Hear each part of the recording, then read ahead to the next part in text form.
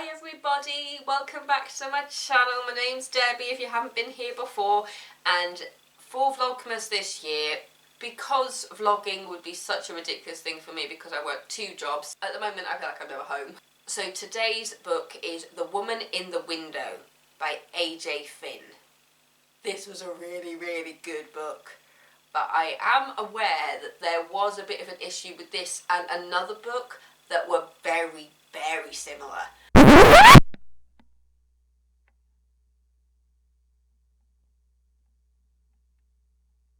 There was definitely an issue where it was very similar stories and had very similar twists and endings. Anyway, I'm just going to read the blurb for you.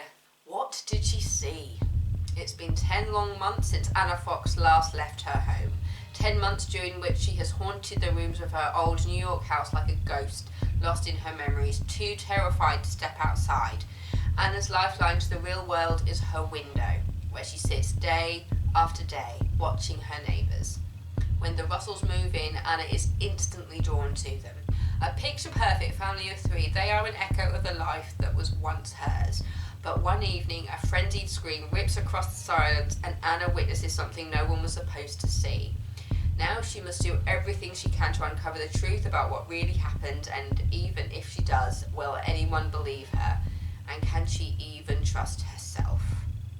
It was released January 2018. It's 448 pages, so it's a long one. But if I remember correctly, they were quite short chapters, and it's quite fast-paced, so it doesn't feel like you're reading like a 450-page book. It was very good, very twisty. But I will say, it reminded me an episode of a kids show. Had anybody watched Two of a Kind? The Olsen twins? There was an episode where they were spying on the neighbours and they think that their neighbour has killed her husband. And it kind of makes me think of that. Because basically she hears the scream, she looks out the window, she sees the husband kind of dragging stuff around, and you know, she sees him lugging very heavy like bin bags and stuff around, and so she becomes convinced that he's killed his wife. And she makes friends with the son to try and find out what's happened and what's going on in the house. And what she's getting from the son and from the dad is that she's basically getting like 2 different stories basically. So the son is saying, oh, well, she's never coming back and all this sort of stuff, but he doesn't explicitly say that she's dead. Whereas the husband is there going, well, she's away on business, you know, there's not a problem here, and he's trying to make it seem like that everything she's seen is in her head. I guess it has an element of the girl on the train seeing something and not being quite sure if what you've seen is real or if it's been manipulated in some way. But this was a page turner, I tell you that. I really couldn't stop. I can't remember how long it took me to read it, but I seem to remember it wasn't long.